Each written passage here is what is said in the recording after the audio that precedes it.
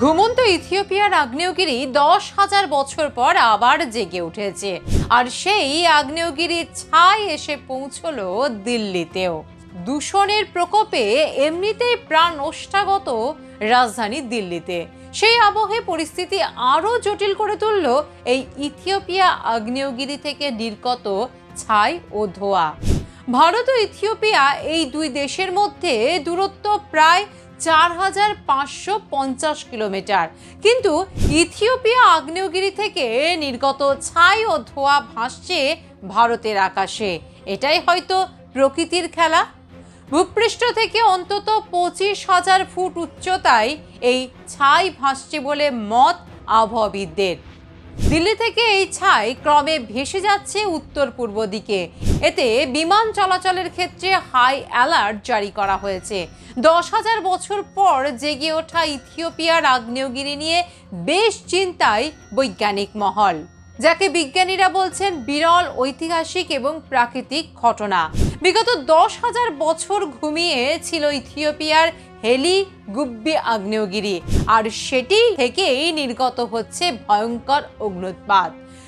ভূগর্ভের মধ্যে কি এমন ঘটলো যে জেগে উঠলো এই সুপ্ত আগ্নেয়গিরি? কি বলছেন এ নিয়ে বিজ্ঞানীরা? আফ্রিকায় একটা ইন্টারেস্টিং ব্যাপার আছে যে একদম মোজাম্বিক থেকে নিচে সাউথে মোজাম্বিক থেকে কেনিয়া হয়ে তানজানিয়া, কেনিয়া হয়ে একটা বিশাল ফল্ট আছে, যেটা ওদিকে ইথিওপিয়া হয়ে গিয়ে আবার সৌদি আরবিয়ার মধ্যে ঢুকে পড়ছে। এই ফল্ট লাইনটা অ্যালং দি ফল্ট লাইন কিন্তু আফ্রিকাটা দুভাগে ভাগ হয়ে যাচ্ছে। আফ্রিকার একটা দুটো অংশ, ডান দিকের অংশটা সরে যাচ্ছে ডান দিকে, বাঁ দিকের অংশটা বাঁ দিকে সরে যাচ্ছে, এবং এই ফল্ট লাইন বরাবর ওদের প্রায় অন্তত পক্ষে 50খানা মতো আগ্নেয়গিরি আছে, এবং সেগুলো একদিন ধরে সুপ্ত ছিল। যেমন আমি বলছি মাউন্ট কিলিমাঞ্জারো, সেই সাউথে কিলিমাঞ্জারো থেকে শুরু করে উপরে যে আগ্নেয়গিরিটাতে ভলকানিক অ্যাশ আজকে বেরোচ্ছে, যেটার নাম হচ্ছে হাইলি গুব্বি, এই যে ভলকানো, এগুলো কিন্তু সেম ফল্টের অংশ, এবং ফল্ট বরাবর ম্যাগমা, ভেতর থেকে ম্যাগমা বেরিয়ে আসে, যেটাকে আমরা লাভা বলি। আচ্ছা, পৃথিবীটাকে বাইরে থেকে দেখে মনে হয় আমরা জমি জমা কিনছি, বাড়ি ঘরদর করছি, কিন্তু ভেতরে কিন্তু সমস্ত গলিত মানে অবস্থাতে আছে, এবং সেই গলিত অবস্থাতে থাকা অবস্থায় আমরা যেটা জানি যে এই গলিত জিনিসের উপরে, যেমন করে দুধের উপরে একটু ওপর দিকটা ঠান্ডা হয়ে গেলে সর ভাসে, সর হয়ে যায়, এবং সরটা আরো ঠান্ডা করলে ছোট ছোট করে ফেটে যায়। এই রকম ছোট ছোট পিস গুলো একে একে তৈরি হয়, এবং এই এক একটা পিসগুলোকে আমরা বলি টেকটনিক প্লেট। এই টেকটনিক প্লেটের উপরে একটা করে এই প্লেটগুলো সমুদ্রের ভেতর থেকে বেরিয়ে এসেছে, এবং আসার পরে একে একে কন্টিনেন্ট তৈরি হয়েছে, দেশ তৈরি হয়েছে, মহাদেশ তৈরি হয়েছে। কিন্তু এরা কিন্তু সবসময় মুভ করে যাচ্ছে, কেউ উত্তর পূর্বে যাচ্ছে, কেউ দক্ষিণ পশ্চিমে যাচ্ছে। এই করতে করতে আপনারা জানেন যে ভারতবর্ষ একদিন অস্ট্রেলিয়া, সাউথ মানে অ্যান্টার্কটিকা, আফ্রিকা, মাদাগাস্কার, মানে অ্যাকচুয়ালি এগুলোর সঙ্গে যুক্ত ছিল। আজ থেকে 65 মিলিয়ন বছর আগে ভারতবর্ষ কিন্তু এসে চীনের প্লেটের সঙ্গে ধাক্কা মেরেছে, এবং সেখান থেকেই এই ধাক্কার জন্যই কিন্তু হিমালয়টা জেগে উঠেছে।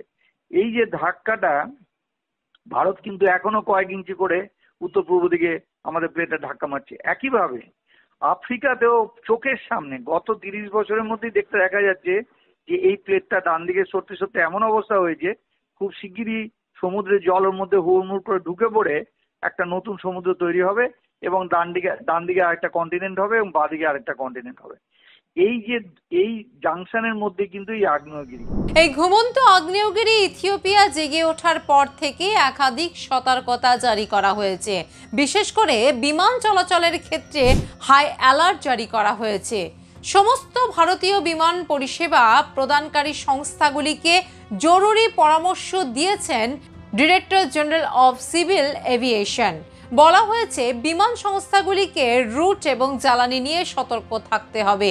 বিমানের পাইলটদের সতর্ক করা হয়েছে ছাইয়ের ভেতর দিয়ে কোনোভাবেই যাতে বিমান নিয়ে যাওয়া না হয়। শুধু তাই নয়, পাইলটদের ইঞ্জিনের অস্বাভাবিক আচরণ বা কেবিনের মধ্যে কোনো গন্ধ পেলে দ্রুত রিপোর্ট দিতেও বলা হয়েছে। পাশাপাশি এই ঘটনায় বেশ কিছু বিমান সংস্থা তাদের ফ্লাইট ক্যান্সেলও করেছে বলে জানা গেছে। এইভাবে আগ্নেয়গিরি জেগে ওঠায় বিমান চলাচলের ক্ষেত্রে কতটা বিপজ্জনক, কি বলছেন এ নিয়ে বিজ্ঞানীরা?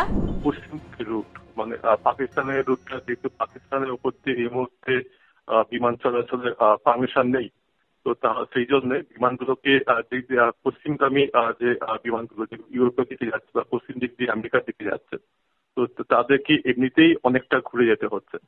এবারে ইথিওপিয়ার আপনার এটা হলো, তো তার ফলে আরো অনেকটা রিজিয়ন আপনার এই মুহূর্তে বন্ধ আছে এবং পরবর্তী কয়েকদিন বন্ধ থাকবে। এবং এটা এদের জন্য, এয়ারপ্লেনগুলোর জন্য দুদিক দিয়ে মুশকিল। একদিক হচ্ছে যে আকাশে আপনার যদি এই বেরোয়, এটা খালি তো ধোঁয়া নয়, এটা একেবারে অ্যাশ বেরোচ্ছে আর মেটেরিয়াল বেরোচ্ছে, তো সেইটা এয়ারপ্লেনের সিকিউরিটির জন্য খুবই চ্যালেঞ্জিং। তো ওই দিক দিয়ে বেশ কিছুদিন এখন যেতে পারবে না।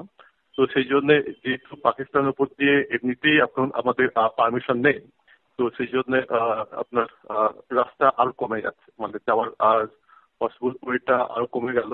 তো সেইটা এয়ারলাইন্স গুলোর জন্য চ্যালেঞ্জিং, যাত্রীদের জন্য একটু অসুবিধে পরবর্তী কয়েকদিন হতে পারে, যে আপনার এয়ার ডিলে হতে পারে বা কিছু ক্যান্সেলেশন হতে পারে, কষ্ট বেড়ে যেতে পারে। এখন প্রশ্ন এইভাবে হঠাৎ আগ্নেয়গিরি জেগে উঠলে আম জনতার ঠিক কি অসুবিধা হতে পারে?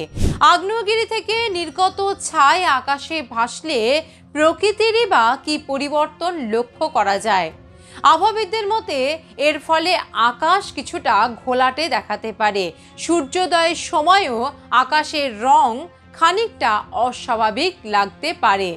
কিছু জায়গায় আকাশ থেকে ছাইও ঝরে পড়তে পারে, তবে সেটার সম্ভাবনা খুবই ক্ষীণ বলেই মত আবহাওয়াবিদদের।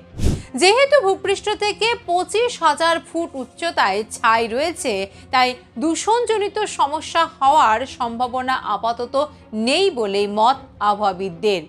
ইথিওপিয়ার ছাই যোধপুর জয়সালমের হয়ে ভারতে ঢুকেছে।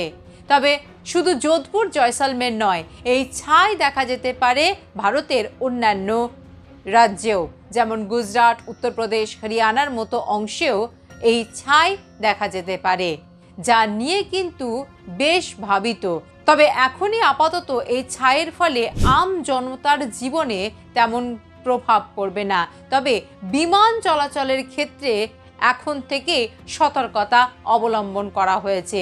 বিজ্ঞানীদের মতে এই 10,000 বছর ধরে ঘুমিয়ে থাকা আগ্নেয়গিরি, ইথিওপিয়ার আগ্নেয়গিরি যেমন জেগে উঠেছে, তেমনি আরও বেশ কিছু আগ্নেয়গিরি আছে যা খুব তাড়াতাড়ি ভবিষ্যতে জেগে উঠতে পারে।